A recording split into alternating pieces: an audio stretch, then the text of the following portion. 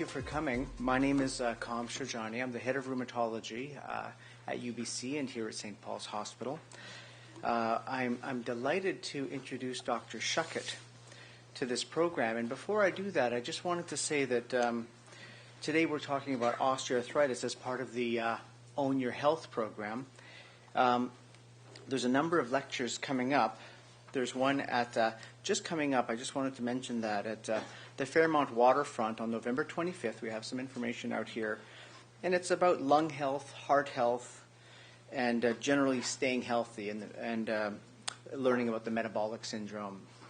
So I think that would be very good. And really we have some of our excellent lung and heart specialists to talk about that. The next Own Your Health session is here by Dr. Onrot and Dr. Khan. That'll be January 19th, same place here. That'll be hypertension or high blood pressure. So getting back to Dr. Shuckett, Dr. Shuckett was one of my mentors. She's a clinical associate professor in the Division of Rheumatology here at UBC. She's a consultant rheumatologist here at St. Paul's.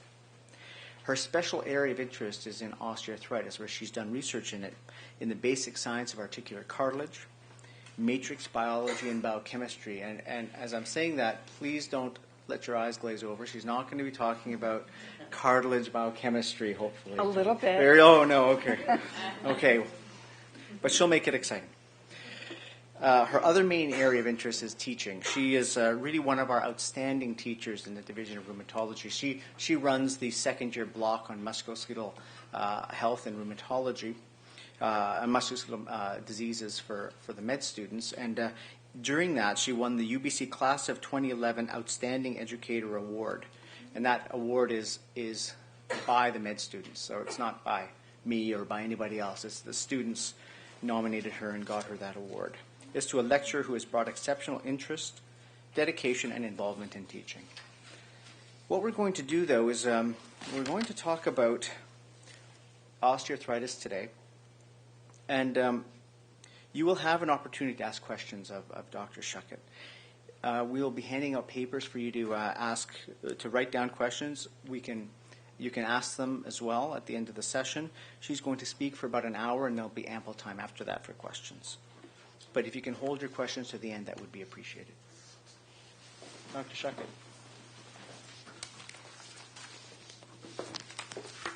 Thank you, Kam. It's a pleasure to be here addressing you. And I've actually had the privilege of being affiliated with St. Paul's Hospital for about the last 21 years. And if they ask me to give a talk like this, I'm always going to have my yes button on because I feel it's an honor to represent St. Paul's. And it's also really, you heard what a smooth speaker Dr. Shojania is, but it's a real pleasure to be part of the division headed by him. He's a wonderful chief of rheumatology, and also appreciate having members of the Arthritis Society here with their information. I think we all work in concert together in rheumatology in British Columbia, and I think that shows today. Well, I'm going to talk about osteoarthritis. Now, a number of you in the audience probably have osteoarthritis, which is why you attended, and perhaps you or somebody, particularly a female in your family, may have knobby fingers like this. This is called generalized osteoarthritis of the hands. You get narrowing or loss of the cartilage that we'll talk about in a moment, and you get these bony nodes called Heberden's nodes over the tip joints, and over the middle or PIP joints you get what's called Bouchard's nodes. But that is actually new bone that is forming, and we're going to talk about osteophytes a little later. This is quite painful.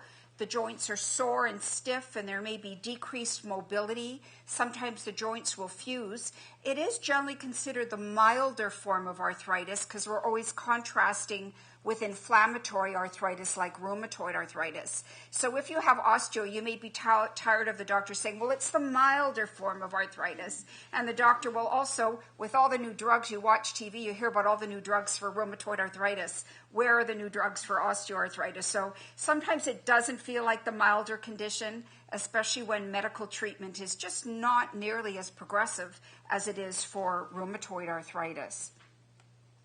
And some of you may have knees like this with a bow-legged appearance. This is particularly common in women, is quite linked with being overweight. And what happens, we'll show you some pictures of x-rays later, but the inner part of the knee, the medial part of the knee, loses its cartilage spacer and the bone is touching the bone, and you get this sort of bow-legged appearance with osteoarthritis of the knees. The symptoms with this would be pain, because bone is rubbing on bone by this time, as well as stiffness. And if you have osteoarthritis of the hip or of the knee, of a major lower limb joint, you might find, for instance, you're waiting in the waiting room to see the doctor, and the doctor's, I never run late, no, but say the doctor's running about 50 minutes late and you've been sitting there, and then it's time the doctor welcomes you into their office and brings you into the office, and those first few steps are really hard to take. Or you're sitting on a bus and you're thinking, I've got to rev myself up before I get up to get off the bus at my stop. And that's called inactivity stiffness. And for some reason, the joint sort of gels and stiffens with inactivity. And you need to take those first few steps to sort of wind things up and get going.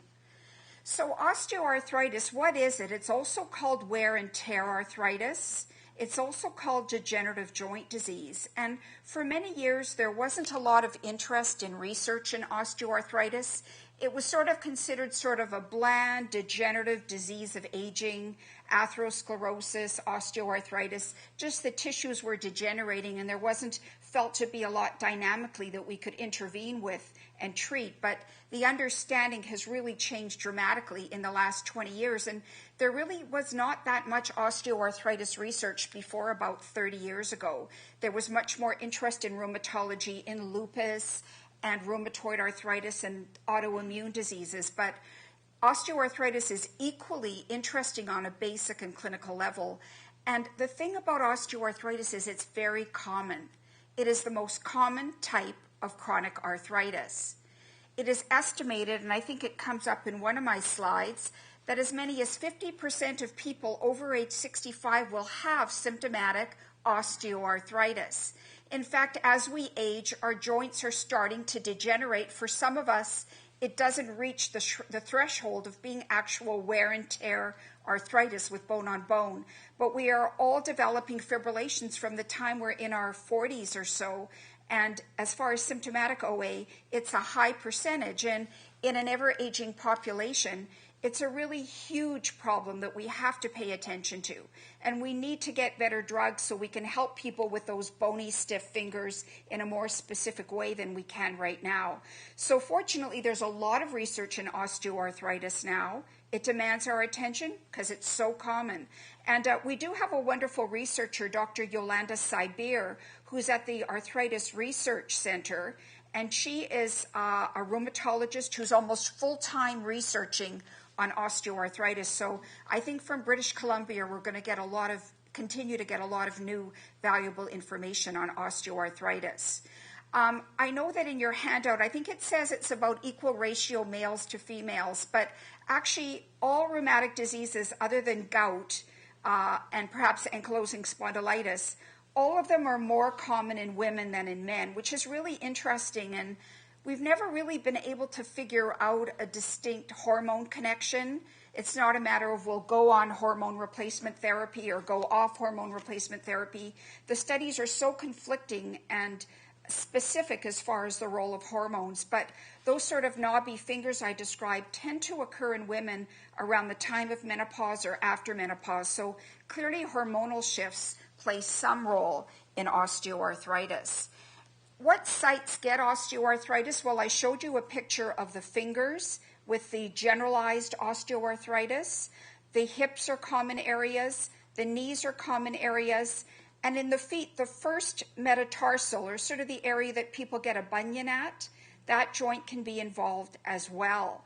The low back can be involved, and we'll talk about that very briefly, but I just want to mention that degenerative disc disease is a different disease from osteoarthritis, even though they often occur at the same time in life. But the discs are a different tissue from the tissue that's worn out in osteoarthritis. But the little joints posteriorly or in the back of the spine, the facet joints or the zygapophyseal joints, do have the same cartilage lining as the peripheral joints that get osteoarthritis. So you can get actual osteoarthritis in the back in the little facet joints. We'll talk about that briefly, but my main goal here is to talk about osteoarthritis of the hands, hips, and knees. So what is happening in osteoarthritis? The cartilage lining of the articular joint becomes worn out. So that leads us to talk a little bit about cartilage biochemistry. Sorry, Dr. Shojania.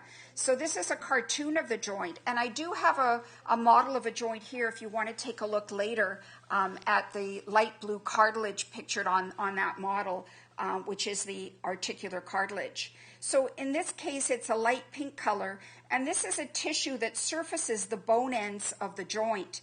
In rheumatoid arthritis, there's a membrane called synovium that becomes very inflamed and releases a lot of enzymes and proteins that eat away at the joint. But in osteoarthritis, the process seems to begin and end in the cartilage. So although both rheumatoid and osteoarthritis wear out the cartilage, osteoarthritis is not as inflammatory as rheumatoid arthritis. It's a non-inflammatory arthritis, and it tends to begin and end in the cartilage. So the cartilage is this nice surfacing, again in a light pink color, surfacing the bone ends. But in osteoarthritis, you start to get ulcerations of the cartilage, and you can see that the light gray is worn out and you're actually down to bone. And if this becomes confluent and becomes sort of the whole region, you can imagine what it's like, because you see cartilage has no nerve endings. But subchondral bone, or the bone that sits under the cartilage, has lots of nerve endings. And bone-on-bone pain is very painful. In fact, it's often painful not only when you're weight-bearing during the day, but by the time people are at a stage that their doctors might be considering joint replacement, the bone is actually rubbing on the bone, and the bone is very highly innervated, and that is very painful. So this is actually a beautiful histologic section of a joint, and this is the subchondral bone. You can see the sort of trabeculi or lace-like pattern of the bone, and this tissue here is beautiful, pristine, articular cartilage. It's just the way we want it to look. And there's a meniscus in here. So really a beautiful picture of the joint. Well, if we're going to talk about how we treat osteoarthritis, and even if we're going to talk about the chondroitin sulfate that most of you probably take and the glucosamine sulfate that most of you take, we do have to go back to basics. So we're going to tell you a little bit of cartilage biology. First of all, cartilage is very rich in water. It's very well hydrated, and it acts like a sponge. So when you lift up your leg, the water is imbibed into the cartilage of the bone ends, and then every time you step down, the cartilage is released into the water is released into the joint space. So it's like a sponge that takes water in and out, and that means that it's a very elastic or compliant tissue that can bear the weight very well and not be brittle and dry and wear out and crack, but rather in normals and certainly before further aging, the cartilage is a very wet, hydrated tissue. It's a very strong tissue, and we'll talk about that a little more in a moment. And besides water, it's rich in two other molecules, something called type 2 collagen and proteoglycans, or PGs for short.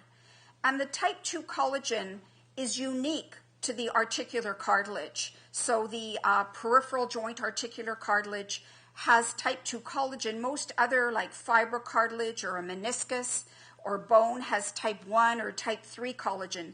But type 2 collagen is really particular for articular cartilage that we're talking about today. And it gives a framework to hold the proteoglycans in. And we'll talk about that a little more schematically. Now, cartilage, as I said, is very strong. Every time you take a step on your leg, you put about 3 times your body weight through your hip or through your knee. So when you're running, you put about 10 times your body weight through. So cartilage has to be able to bear a lot of strength. And there's from 1 elephant to 3. This is actually my family adventures in Thailand, where we're on these elephants. But just suffice to say that cartilage has to be strong to bear the weight when we weight bear. And cartilage, as I mentioned, is also a very hydrated or wet tissue as well.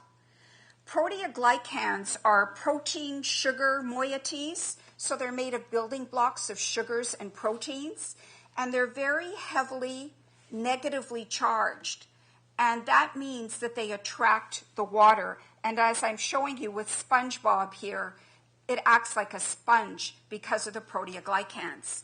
So articular cartilage is strong from the collagen, and it's resilient and cushy because of the proteoglycans that take in and out water. So this is a cartoon of the type 2 collagen, which forms like a cage, like a metal fence, and held within the collagen arcade are the proteoglycan aggregates. And we've got one here that we've enlarged, and this is what a protein aggregate looks like. So you have a molecule, a long thread of hyaluronic acid. By coincidence, when we inject certain lubricants into the joint, we're actually injecting hyaluronic acid. And then there are these proteoglycan side chains that are attached to the hyaluronic acid molecule. And if you look a little closer and magnify a proteoglycan aggregate, you have your hyaluronic acid thread or backbone, and then you have these proteoglycan subunits called aggrecan. And the aggrecan is important because it can bind to the hyaluronic acid in these huge millions of molecular weight molecules in order to confer resiliency to the cartilage. And this is just to show you that I'm not trying to sell you a cartoon. This is an electron microscopy, and you can see the hyaluronic acid here, and you can see the proteoglycans attached to the hyaluronic acid. And the proteoglycans are kind of like a bottle brush or a round hairbrush. So they've got the central core protein, but attached to them are GAGs, or glycosaminoglycans. And this is relevant to you because the main GAGs attached to the proteoglycan protein core are chondroitin sulfate, which many of you are taking in a supplement form, and the other main side chains are keratin sulfate, which is actually contained in glucosamine sulfate. So when you're taking chondroitin and glucosamine sulfate, you're actually taking a substrate or a protein that makes up part of the cartilage of the joint. So the side chains are called glycosaminoglycans and include chondroitin sulfate and keratin sulfate, the latter being what is in glucosamine sulfate. Now probably the major problem that goes wrong in osteoarthritis is that there's an increase in enzymes, or what we call matrix metalloproteases. And enzymes are proteins that break up other proteins. They digest other proteins and cut them up, and we often call them proteases when they're digesting the protein. So it's like a scissor mincing up the normal building blocks of the cartilage. Now, there's a protease or enzyme that breaks up the type 2 collagen cage that we need to have intact for strength and to hold the proteoglycans in. And then there's a protease or enzyme that has as its favorite substrate proteoglycans. It used to be called proteoglycanase, but to make life a little more complicated, we're always renaming things in medicine, it's actually called stromolysin. And these enzymes are the bad guys in osteoarthritis. So you have your normal type 2 collagen cage, and look, it's all minced up because the scissors or the enzymes have broken it up. And you have your proteoglycan aggregates, and they become disaggregated and chopped up by the scissors of the stromolysin or proteoglycanase enzyme. So your two main building blocks of the cartilage in progressive osteoarthritis are being minced up by enzymes. And I think the most key treatment for osteoarthritis eventually is going to be something that can selectively target those enzymes and help prevent the breakup. I mean, you can take all the glucosamine sulfate you want and chondroitin sulfate. In fact, in osteoarthritis, the one cell of the cartilage called the chondrocyte is churning out lots of proteoglycans and collagen. The problem seems to be that the destruction outweighs the formation of cartilage. So the body tries to repair itself, but to no avail. And proteoglycans, because they're very hydrophilic, very negatively charged, they take up these kinds of stains. And you can see the normal proteoglycan stain uptake in this picture, and it's very washed out here because the proteoglycans have been lost, and it's not taking up the bright stain the way it should be. So there are, and this is cut off here, but there are mechanical factors, and there's breakdown, overriding synthesis in progressive OA. Now, some of you may have very mild OA that isn't going to progress at all. In that case, somehow the body is repairing itself enough that the chondrocytes releasing the matrix molecules like the type 2 collagen and the proteoglycans may be doing an adequate job, or maybe the glucosamine sulfate you're taking and the chondroitin sulfate or shark fin cartilage or whatever, maybe it's helping. Not everybody progresses to the severe bone-on-bone situation of having unrelenting pain. So osteoarthritis, like any disease, has mild, moderate, severe, and it isn't necessarily going to progress in a given person. And there are certainly some changes of early OA that we know are part of normal aging. But not everybody with normal aging gets osteoarthritis. And it's really interesting, actually, osteoporosis, which is another topic that will probably be presented at some point at one of these symposia, but osteoporosis is actually somewhat protective against osteoarthritis of the hip at least. And it's felt that because the bone isn't as thick, it's a little more able to resorb, like be a better shock absorber. And so that's one little consolation. If somebody has osteoporosis of their hips, they're less likely to get osteoarthritis.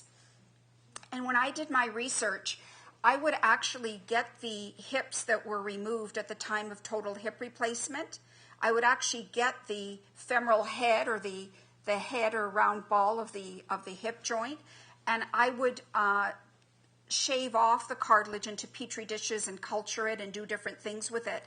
But whenever I got a femoral head from somebody who had an osteoporotic fracture, some of these people were 90 years old, and their cartilage was so beautiful and so pristine.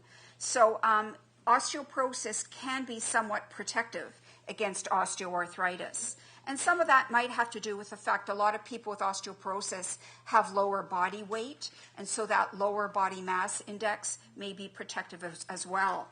But what you start to get are fibrillations or fissuring or ulceration of this nice cartilage, and eventually it will potentially expose the subchondral bone, and you can get one bone end rubbing on another, which is very painful.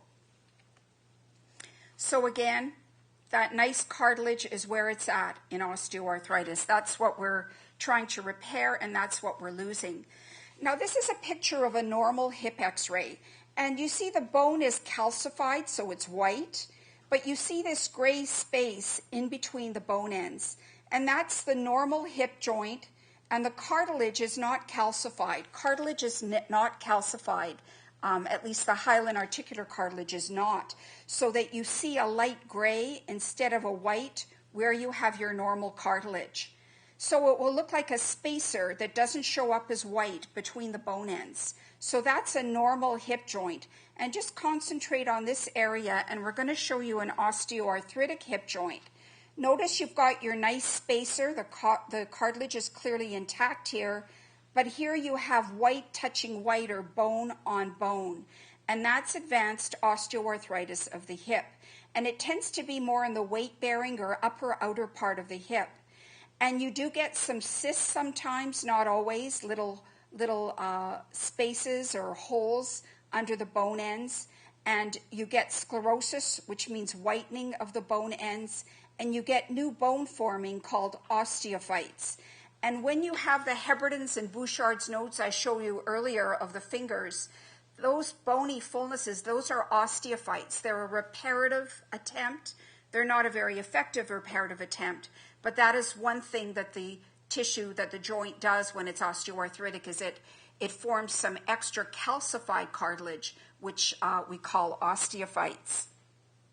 And you can see osteophytes here, hooks of extra bone, osteophyte here. Some extra bone that's forming. Now this is a normal knee x-ray, and you can see the bottom of the thigh bone or femur, and you can see the tibia, the top of the tibia here, and there's a nice dark gray joint space because the cartilage is intact. It's in good shape. But look what happens here. You have a nice wide open space here, but in the inner part of the knee, you've got bone touching bone, and the bone ends are quite white.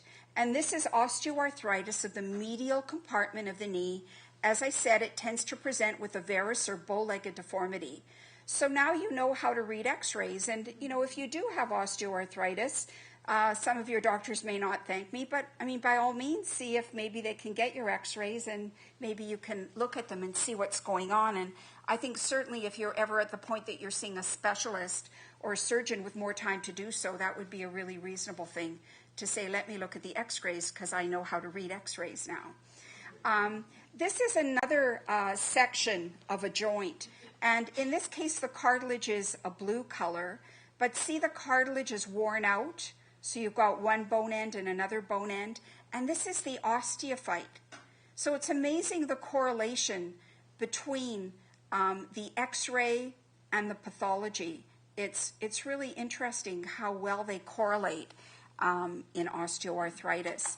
And again, this is from Frank Netter, who's a wonderful illustrator in medicine. He's done the most beautiful illustrations over the years. And this shows ulceration of the cartilage. And you can imagine, as this becomes a whole area of cartilage loss, you're getting into that bone-on-bone pain. So again, hips, knees, the big toes, the fingers, and the low back we'll talk about briefly later, but those are the target areas.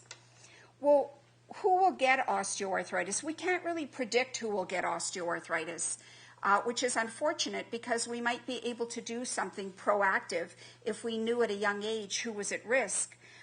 We know that genetics are important, particularly in those knobby fingers I showed you, the generalized osteoarthritis. There's strong genetics. If your grandmother and your mother had it and you're a woman, there's a good chance you're going to get it.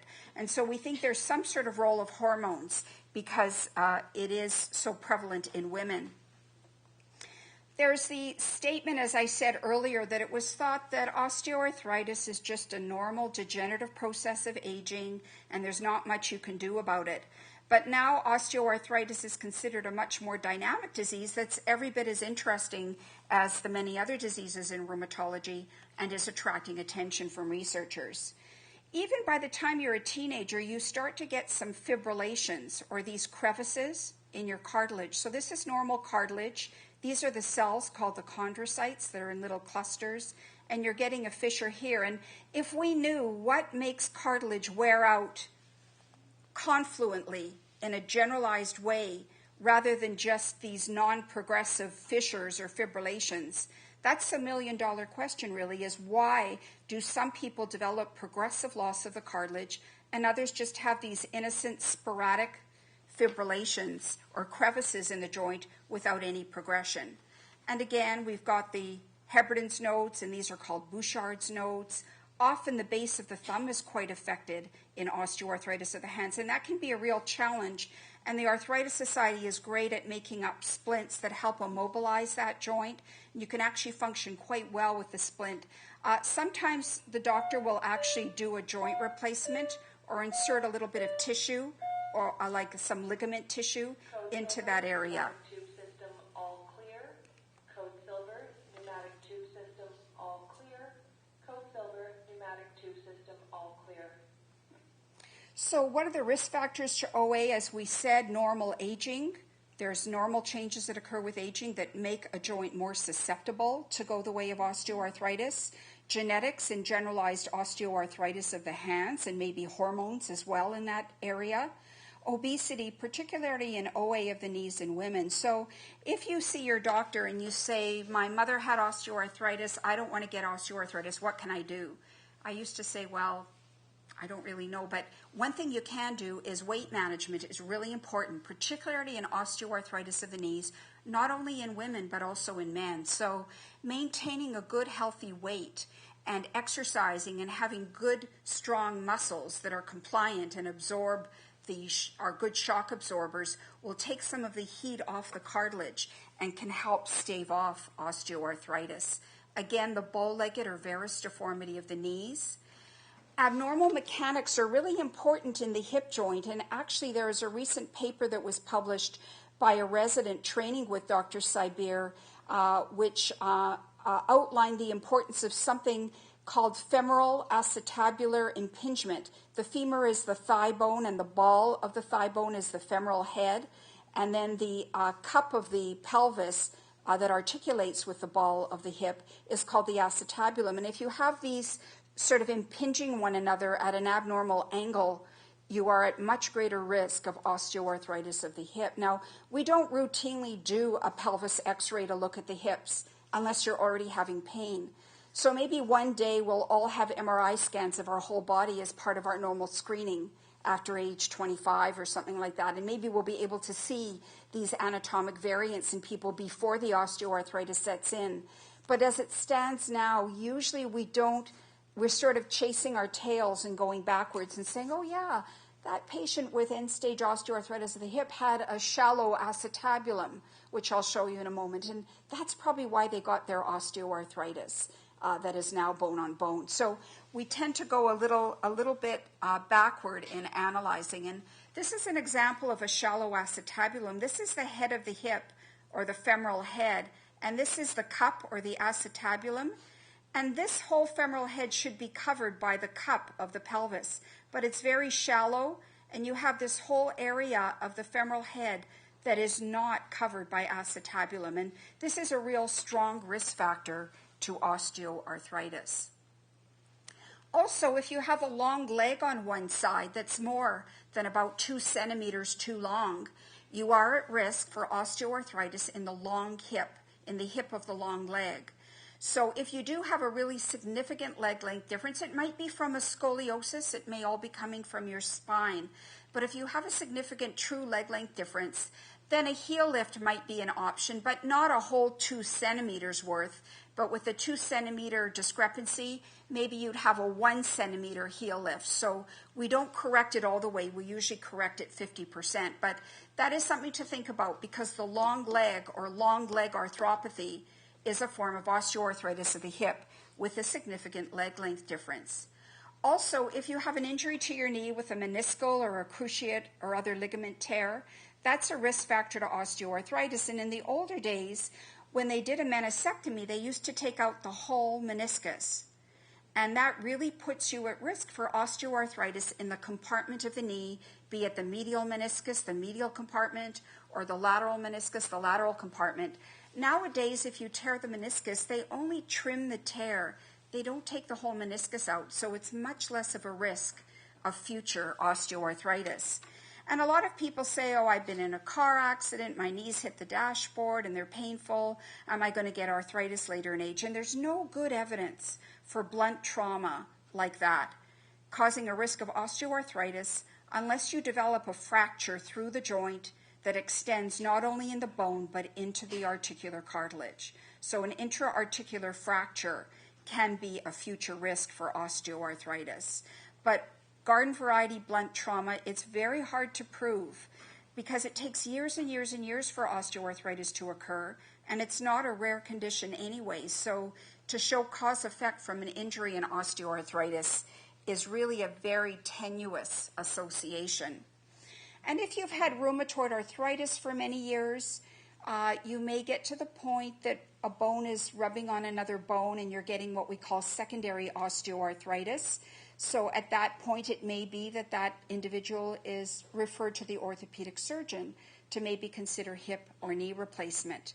And there are certain types of calcium crystals that have nothing as a rule to do with the level of calcium in your blood, or taking calcium supplements have little to do with that, but for some reason calcium can crystallize in the joint, and there's something called chondrocalcinosis, or CPPD, which stands for calcium pyrophosphate dihydrate, and you can see here there should be a gray space, but there's white, and you can see this sort of triangle with the eye of faith. That's a meniscus that's calcified. And then here there's another sort of long triangle. That's the meniscus that's calcified. And there's also a line along here of stippling or calcification parallel to the joint line. And that is called chondrocalcinosis. And a lot of people get it with normal aging. A lot of diabetics get it. A lot of people in renal failure get it. And usually it's just an x-ray observation, but sometimes it can cause acute inflammation and cause what we call pseudogout, which is a sort of red hot swollen joint.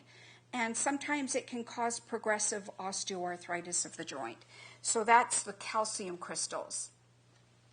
So this patient, and I made this slide actually 20 years ago, 30 years ago. It hasn't faded too much, but the patient's asking her doctor, what could be causing my OA? And the doctor is really sort of hedging and having trouble explaining because there are so many factors that can contribute to why one person gets OA and another person who seems to have the same risk factors does not get OA. So age is important. If I were talking to a pediatric group, I wouldn't be talking about osteoarthritis to them. It's not really a disease of young age. It's a disease of older age. Unless you have something like a congenital hip dislocation or perhaps with a shallow acetabulum, you may get osteoarthritis prematurely. Females more than males, but common in both. There are racial differences. Obesity is a risk factor. Trauma, especially with meniscal tears or intra-articular fractures. Genetics, we know that women in a family may run in a family with the generalized osteoarthritis of the fingers, and metabolic factors like the formation of calcium crystals in the joint. So I'm not going to give you a quiz or anything, but I think by now you probably know more than a lot of doctors know about cartilage biochemistry and probably have a little bit of an idea of what the doctor's telling you about when they report to you what your x-rays have shown. So the big question, how do we treat osteoarthritis? Well, always making the diagnosis and the doctor explaining it to you, referral to physiotherapy, doing quad strengthening exercises, doing strategies to strengthen the supporting muscles of the knees or hip can be important in treating osteoarthritis. Using a cane, and if you do have, for instance, a sore right knee, we generally have you hold the cane in your left hand, so you hold it in the contralateral or opposite hand. But assistive devices, or maybe a brace for osteoarthritis of the knees. A lot of people wear a little sleeve with a hole where the kneecap is and put that over their knee, and it kind of reminds them to look after their knee. But if you really want a strong brace for the knee, we're talking about a Generation 2 brace. And that has a lot of metal in it. It's a hinge joint, and it can be quite a pain to wear. It can be quite challenging to wear a Generation 2 brace. So while braces may stabilize and even open up the joint a little bit on the side that's narrowed once you have the brace on, there is a problem in that they are not always fun and quite cumbersome to put on the more effective braces. And we generally say before we go to anti-inflammatories, we usually try to push the dose of acetaminophen. So if you have normal liver and kidneys, acetaminophen, 3,000 milligrams to 4,000 milligrams is quite acceptable. And if you think every extra strength Tylenol has 500 milligrams, that means you can actually take 6 to 8 a day. And patients are often surprised at that, but the benefit-risk ratio is much more favorable for pushing the acetaminophen dose than adding in anti-inflammatories. And we'll talk about anti-inflammatories in a moment. So we do tend to push the dose of plain acetaminophen, and some people like Tylenol arthritis, which is 650 milligrams. It's kind of nice because you generally don't have to take it more than a couple of times a day, and it has a more steady level in the blood. So some patients like to take Tylenol arthritis, and again, you can push it easily to say 3 grams, even 4 grams. As far as non-steroidal anti-inflammatories, that includes aspirin, it includes Advil or ibuprofen, naproxen, naproxen. Now there's the Aleve that's over the counter, which is naproxen basically. There's diclofenac or Voltaren. There's flurbiprofen or Frobin. There's such a long list of them. It's really too many to name. But the problem with these anti-inflammatory drugs, which we call traditional NSAIDs for non-steroidal anti-inflammatory drugs, is that they can really irritate the stomach and they can cause bleeding ulcers. And sometimes you can be on an anti-inflammatory and say, well, my stomach feels fine. But the ulcers from anti-inflammatories sometimes are not symptomatic till they bleed, or in the worst circumstance, perforate. So when you are on a chronic non-steroidal, it's really important to remember that if you are over age, say 55, it may be important for you to be on a drug to protect the stomach while you're on your anti-inflammatory. And admittedly, sometimes full-dose Tylenol just doesn't cut it, and some people really do need an anti-inflammatory. Now, there were the new drugs called COX-IBs, or the COX-2 selective anti-inflammatories, and you may very well be familiar with these. Vioxx and Bextra were two of these. They had the advantage that they didn't irritate the stomach and cause bleeding ulcers. So we were so excited when these drugs became available. And the only one that's still in business is Celebrex, because there was found by some studies to be some potential risk of premature heart disease or stroke, particularly in people with high blood pressure and risk factors for cardiovascular disease. But Bextra and Vioxx were taken off the market.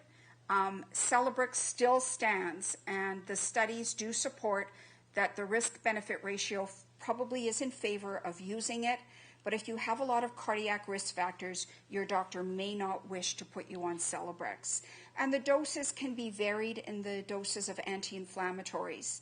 As far as going on a stomach protector, there is one that's been around a long time. It's not so popular anymore. It was very popular 20 years ago, called Cytotec or Misoprostol, which we don't like childbearing women to take because it is used sometimes to induce a chemical abortion. But the Cytotec helps coat the stomach.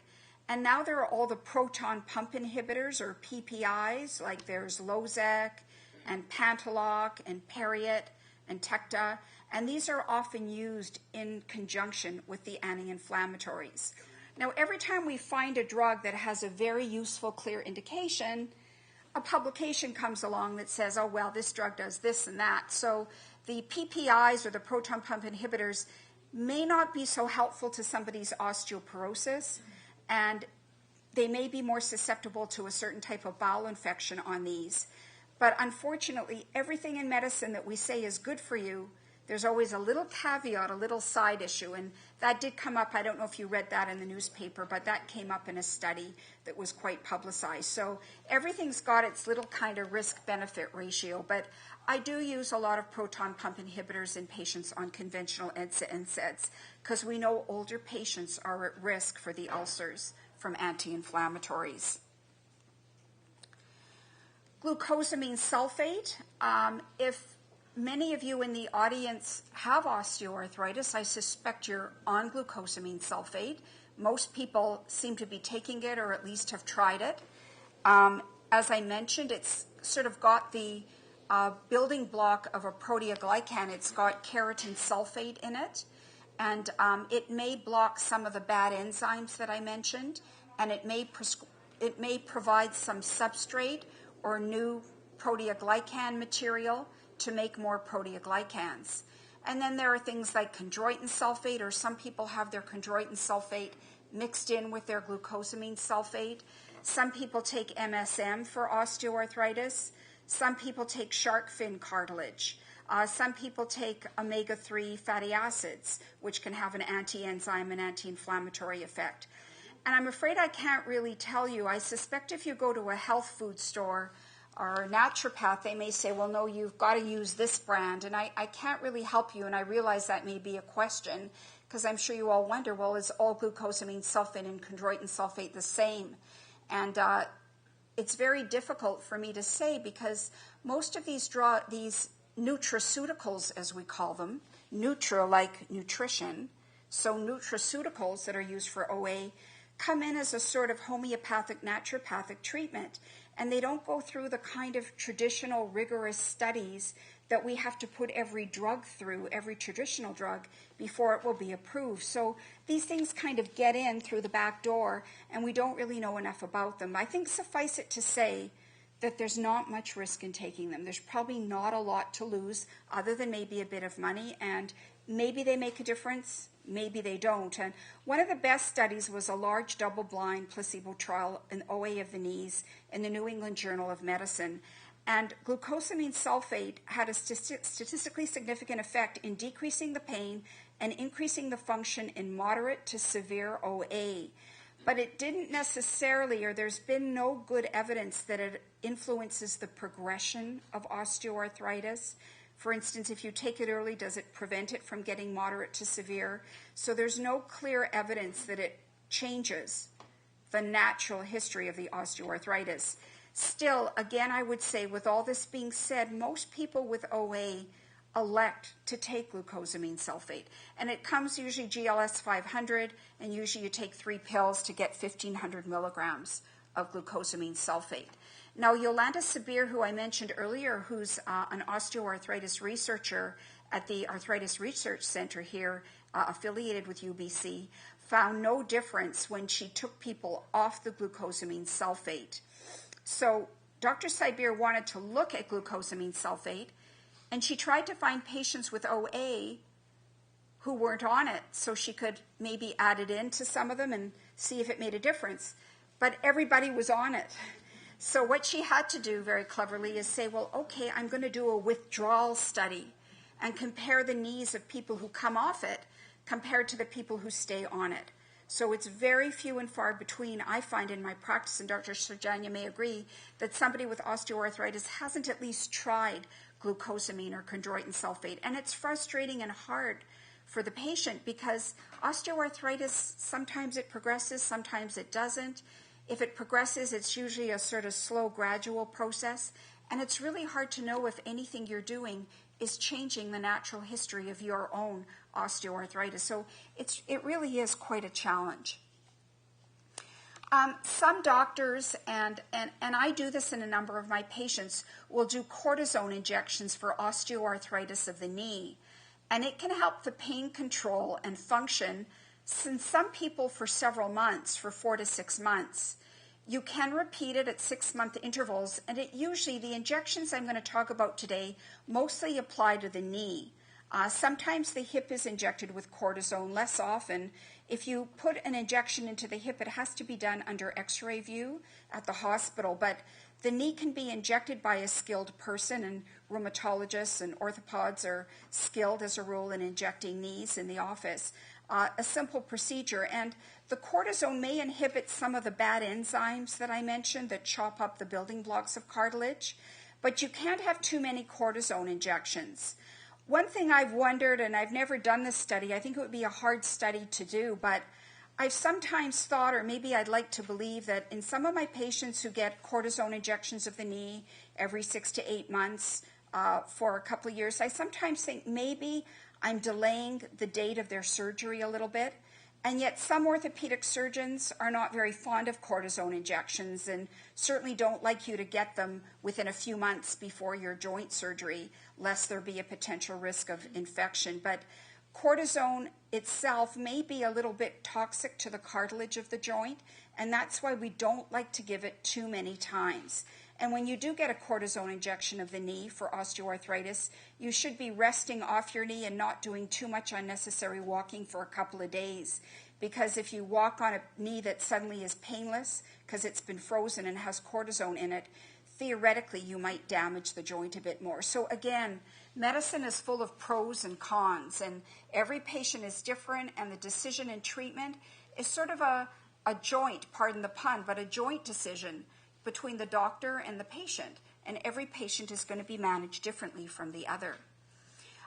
When I was training in rheumatology, so many patients used to say to me, "Doctor, if only I could have lubricant in my knee, only if my joints could be lubricated." And I always thought that that was a very oversimplified way of looking at the joint, but it's sort of come around, and there are some substances, we call them viscosupplementation, I told you a bit about hyaluronic acid that the proteoglycans bind to in the cartilage, but there are hyaluronic acid preparations, and I know I shouldn't throw around trade names, but there's Synvisc, Durolane, Orthovisc. Some of them are single dose injections. Some of them are 3 injections 3 weeks in a row. I like to do the single dose injections. And these mimic the normal lubricant of the joint and are used in particular in osteoarthritis of the knee.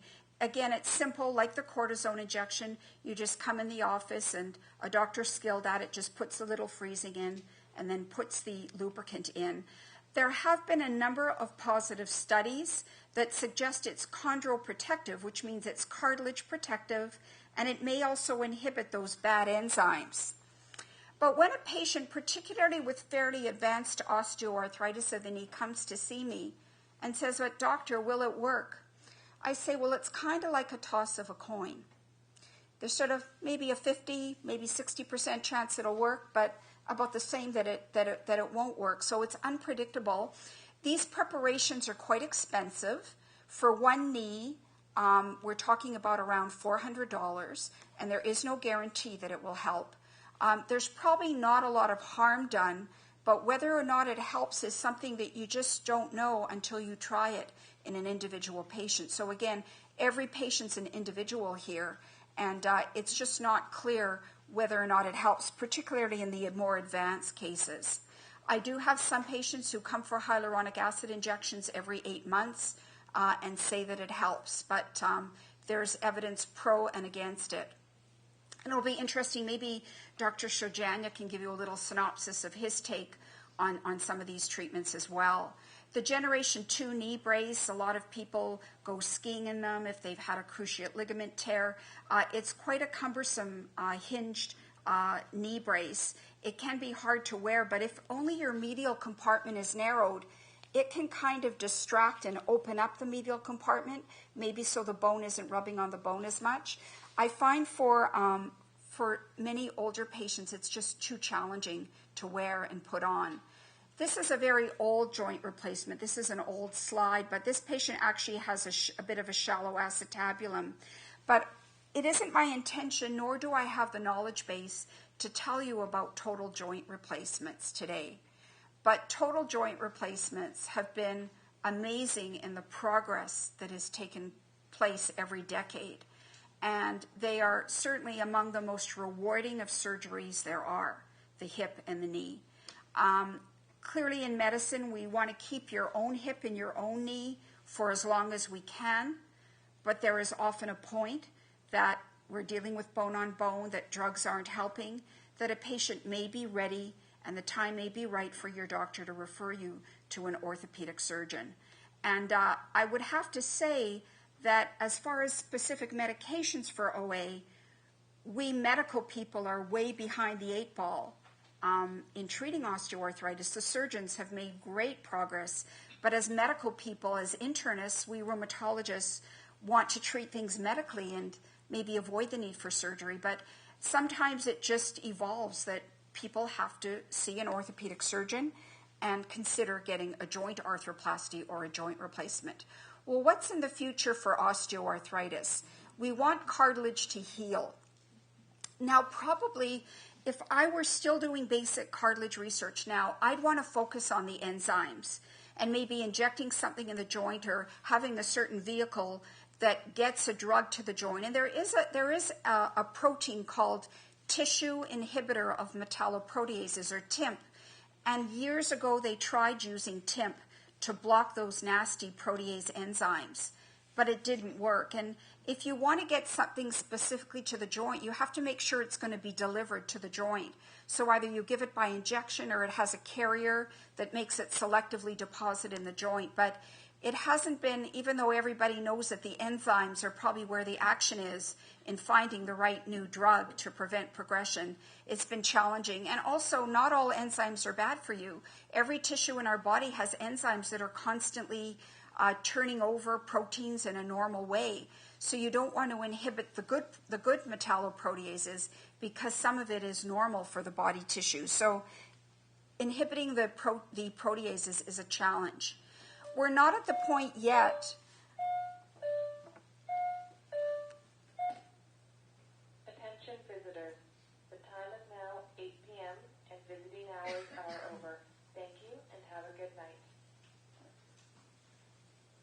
So cartilage transplantation is probably going to be a wave of the future.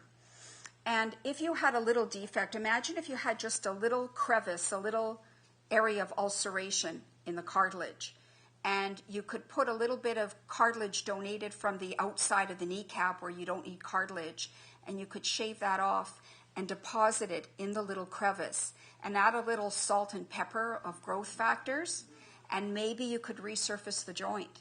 So that is certainly a wave of research. And imagine again that you have this little caved in area that they've put a piece of cartilage in from another area of the patient's body.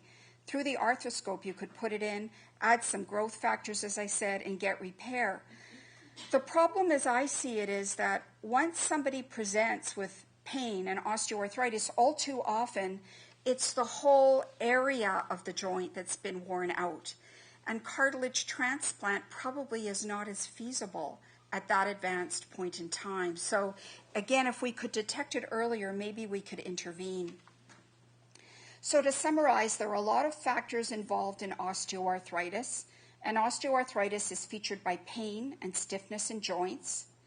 There are abnormal stresses on the joint, such as a long leg on one side or an abnormally formed hip on one side. There may be abnormal cartilage from aging or from years of rheumatoid arthritis. And these factors are also affected by obesity, as I said, anatomical abnormalities, maybe fractures through the joint, loss of joint instability. And these lead to compromised cartilage, which you know all about now. And this causes biologic and physical changes, fracturing the collagen network, unraveling and mincing up the proteoglycans. And you also get a lot of proteolytic enzymes, which are the real bad players in osteoarthritis. And this culminates in cartilage breakdown. And as your cartilage breaks down, you get more mechanical problems. And it just sort of is like a vicious cycle. Now, some of you may have come here hoping that I would talk about spinal arthritis. And I just want to mention degenerative disc disease is a different condition from osteoarthritis. The discs contain fibrocartilage with a lot of type 3 collagen. They can wear out with age, so it affects the same sort of group of patients as in normal aging and eventual osteoarthritis. But the little small joints of the spine called the facet or zygapophyseal joints are lined with the same cartilage that I've been talking about tonight. And so that is an area of the back of the spine that you can get osteoarthritis. So we have the nice discs here. This disc is getting a little bit microfracture and degenerated. And here the disc is worn out. And again, you're basically getting bone touching bone. And this is degenerative disc disease, not something that I intended to get into much. Here's a disc herniation, sort of a ballooning out of the disc, a swelling that can cause sciatica and pinch on a nerve. But there are all these little joints back here, one on the right side, one on the left side, at every level of your spine. And that's called the zygapophyseal or facet joint. And that can get osteoarthritis as well. And overweight may be a risk factor to osteoarthritis of those joints. So we've covered a lot of territory. Osteoarthritis is a wearing out of the joint cartilage. There are different gradations of osteoarthritis, and just because I've told you about all the bad things that happen in the cartilage in OA doesn't mean that your osteoarthritis is going to progress. There's a whole spectrum of osteoarthritis, and many people lead quite normal lives with osteoarthritis. There's abnormal wear of the joint, and there are many factors that can lead to osteoarthritis. Treatment, physio, maybe using some sort of supportive mechanism like a cane or a brace, weight loss and muscle strengthening, maybe these nutraceuticals that I mentioned, pushing the dose of plain acetaminophen, choosing your NSAID and being concerned about whether the stomach needs protection, and possibly injection of cortisone or viscosupplementation. And as I've said, it's not my intention today to talk about joint arthroplasty or joint replacement, but that is certainly a flourishing area, and we have to catch up medically on how we treat osteoarthritis. We've made enormous progress in treating rheumatoid arthritis, but we're a bit behind the ball on osteoarthritis. And this is a quote of some of the earlier investigators. Dr. Sokolov was a great pathologist of osteoarthritis. And the reason I brought you into the biochemistry right away is because we have to understand our treatments. And you have to understand, well, I'm taking glucosamine sulfate.